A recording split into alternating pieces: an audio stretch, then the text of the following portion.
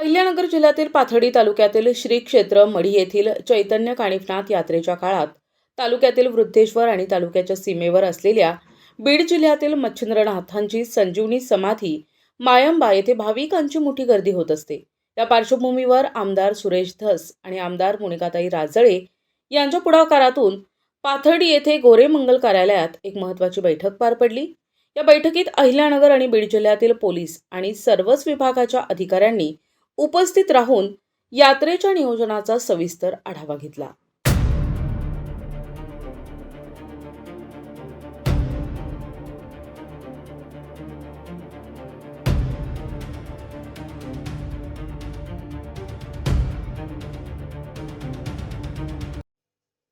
देशभरातून भाविक या तिन्ही देवस्थानचे दर्शन घेण्यासाठी यात्रा काळात येत असल्याने दरवर्षी होणारी वाहतूक कोंडी यावेळी टाळायला हवी असे नियोजन करणे गरजेचं असल्याचं आमदार मोनिकाताई राजळे यांनी नमूद केले।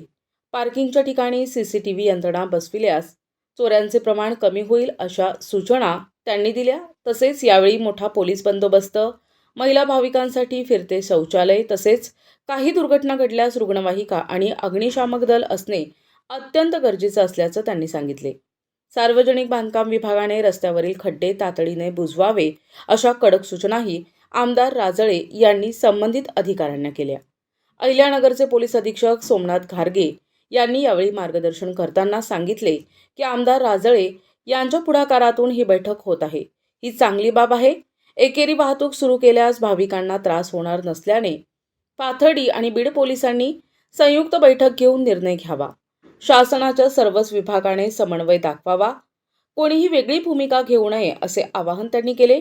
सध्या ज्या ठिकाणी पार्किंगची व्यवस्था केली आहे ती जागा योग्य असून ट्रॅफिक दरवर्षी कुठे जाम होते ते पाहून योग्य निर्णय घेतला जाईल। यात्रा काळात जड वाहने इतर मार्गाने वळविली जातील आणि भाविकांची गैरसोय होणार नाही याची दक्षता सर्वांनी घ्यावी असेही खारगे म्हणाले। या बैठकीला आमदार मोनिकाताई राजळे, अहिल्यानगर जिल्ह्याचे पोलीस अधीक्षक सोमनाथ घारगे, अतिरिक्त अधीक्षक वैभव कलबुर्गे, प्रांताधिकारी प्रसाद मते, उपविभागीय अधिकारी नीरज राजगुरू, तहसीलदार डॉक्टर उद्धव नाईक, मढी देवस्थानचे अध्यक्ष विठ्ठल मरकड, मायंबा देवस्थानचे अध्यक्ष दादासाहेब चितळे, वृद्धेश्वर देवस्थानचे अध्यक्ष गणेश पालवे, पोलीस निरीक्षक विलास पुजारी, संतोष मुटकुळे, प्राचार्य अजय भंडारी आणि विविध खात्यांचे प्रमुख अधिकारी उपस्थित होते। प्रशासनाच्या या चोख नियोजनामुळे यंदाची मढी, मायंबा आणि वृद्धेश्वर यात्रा अधिक शिस्तबद्ध आणि सुरक्षित होईल अशी आशा व्यक्त केली जात आहे। त्यामुळे या कालावधीमध्ये कुठल्याही विभागाने कोणी रजेचा अर्ज केला तर ते आपण प्रशासनाला किंवा सीओ साहेब असतील, कलेक्टर साहेब असतील, आपत्ती करते खरं तर जिल्ह्याचे प्रमुख यंत्रणा आहेत। तर या काळामध्ये आपण कुणालाही सुट्टीवर जाण्याचे, सुट्टी कुणाची रजा किंवा मंजूर करू नये। त्याचबरोबर पीडब्ल्यूडीचे अधिकारी आहेत, तुमचे काही ठिकाणी अजून खड्डे आहेत, साईड पट्ट्या असतील तर परत एकदा तुम्ही जाऊन या तिन्ही चारी रस्त्याचं म्हणजे मढी, मायंबा ज्या ज्या हद्दीमध्ये असतील ते आपण सगळ्यांनी बघून घ्या। मला तर पत्र्याचा तांडा त्याला मला पाणी कवडे ते पत्र्याचा तांडा मागच्या वेळेस आपण ते खड्डे वगैरे बुजवले होते। आता ते अंगणांची अपेक्षा दरवेळेस मला सांगत की रस्ता कशाला तरी घ्या। सध्या निधी आता आपल्याला बजेट नंतर ज्यावेळेस उपलब्ध होतो तो आपण बऱ्याच दिवसांचा राहिलेला रस्ता तो डांबरीकरण घेऊयात।